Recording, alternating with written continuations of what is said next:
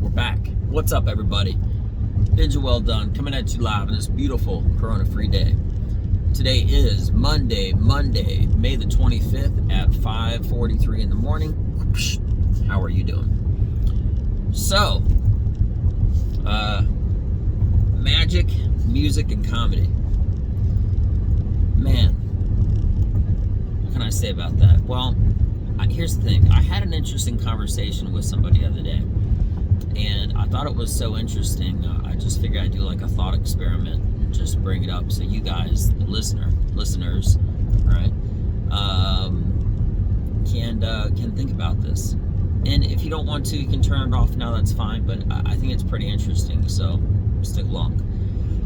So, what makes comedy so different in comparison to magic and music is that, starting with magic, what's so great about magic is that you really are just seeing the best part of a magic trick only at the end, right? And that's the magic of it. You don't see all the hard work they put into it.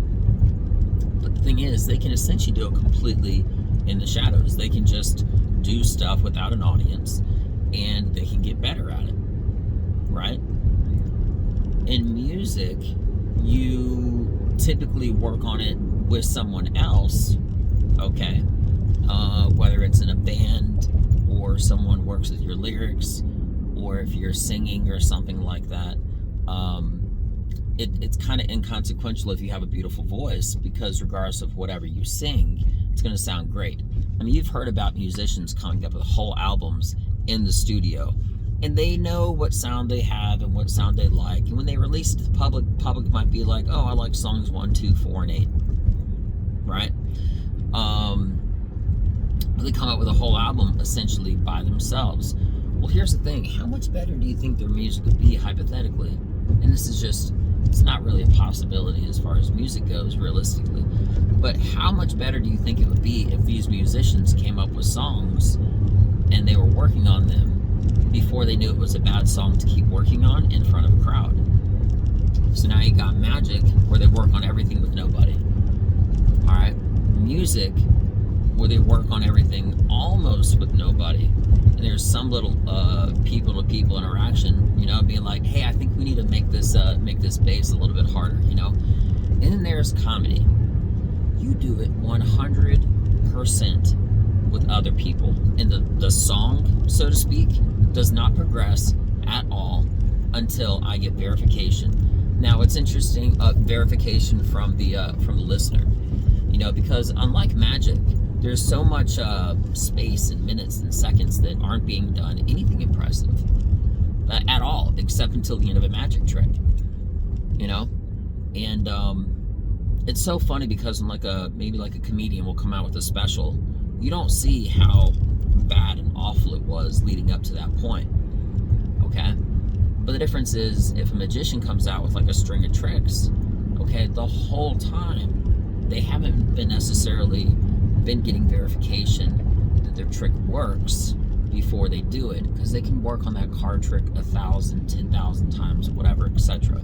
They can work on doing breath holds or some amazing feat of dexterity or flexibility or whatever, right, to get out of some tight space or something like that.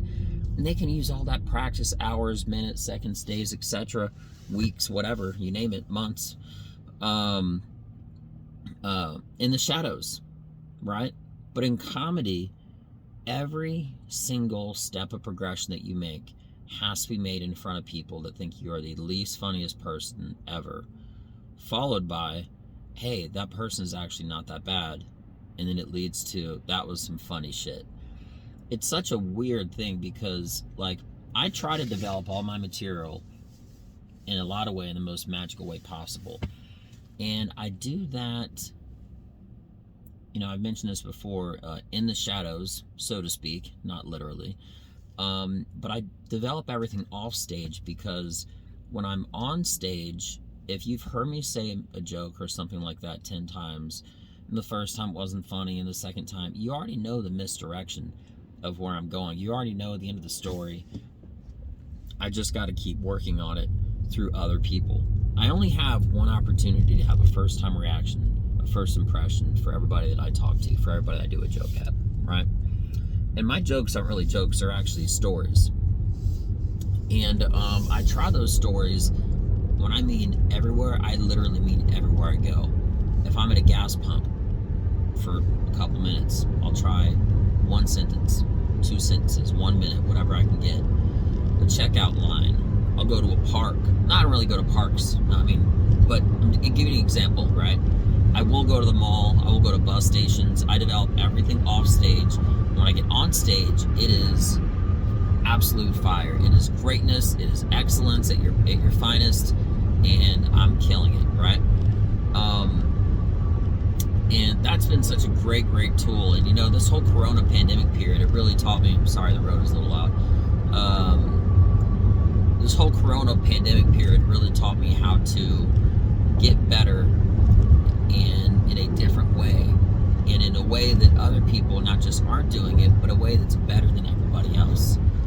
Seriously, I get feedback with all of my sets, all my information, and the amount of metrics, keyword metrics, as far as math goes, are above and beyond compared to. I'm basically taking the best elements of magic and working stuff off stage, so to speak, and bringing it to comedy. So, yeah, that's pretty much it in a nutshell. I just think it's so fascinating and interesting that,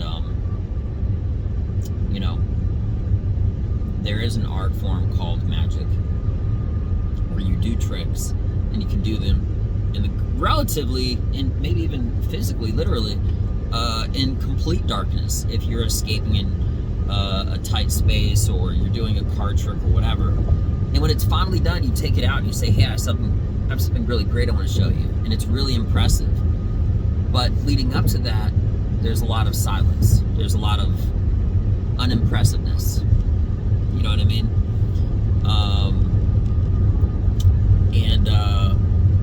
With music, there's no misdirection. It's 100% a direct attack. I'm saying something beautiful, I'm doing something beautiful, I'm singing, I'm dancing, keeping entertained, blah, blah, whatever, right?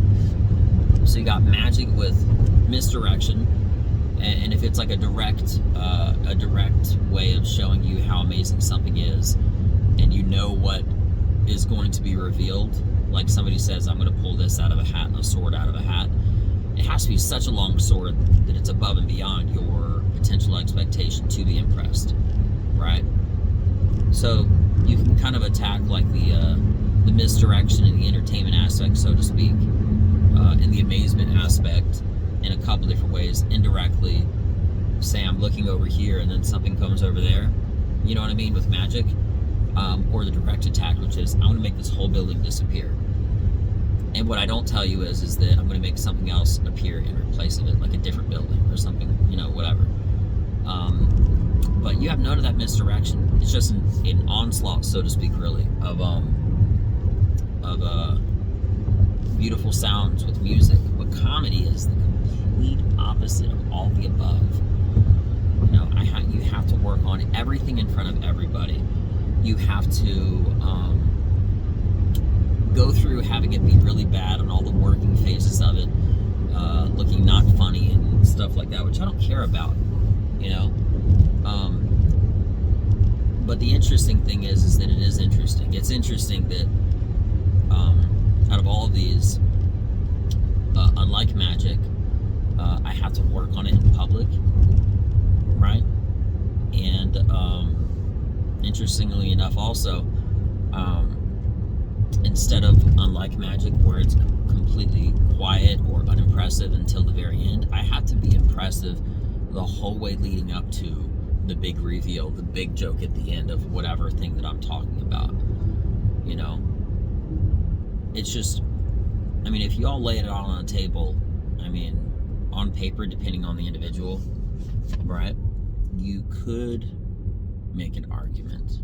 I don't really like saying argument, but regardless, the comedy is the hardest of all of them, because you aren't able to really work on it in a studio and know that something is successful. There is no periods of silence, and it's constant misdirection. And if I am directly talking about something, I have say something that is potentially so amazing, over the top to get your attention, even if it's obvious, you're elevated past that point of what you thought that you would be when I tell you this direct information. So anyway, that's all I got. It's just to me it's just really interesting because that's who I am. I'm a comedian. I'm also a warrior, soldier, army vet, right?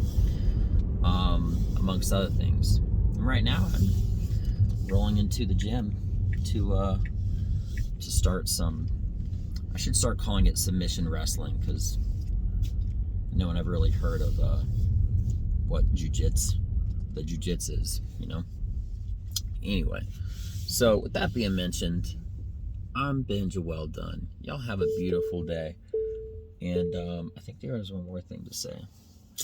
But, oh yeah, it's just this. In no way I don't want you to think that I'm complaining about the whole process, because the reality is I am who I am, and I love the process.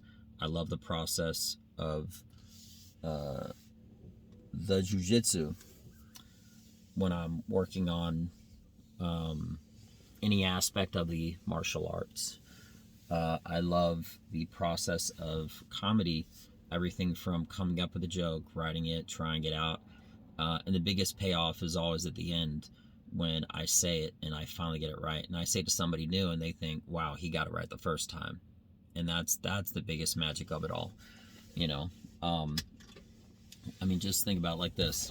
Whenever you watch a comedy special again, just realize that's actually a magic trick all on its own, because they worked on everything else before you saw it. They aren't just like consistently, randomly funny, 100% successful, But I love the whole part of it. And then the second I get done something right, I take one deep breath of like excitement and relief and happiness and joy and everything.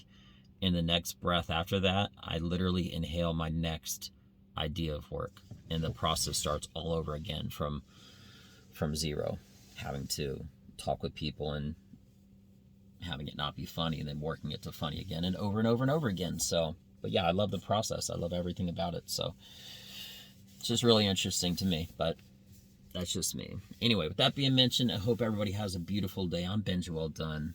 Thank you for listening. Maybe you got entertained a little. Maybe I got you thinking a little bit. Anyway, have a great day, and see you later. I'm out. Peace.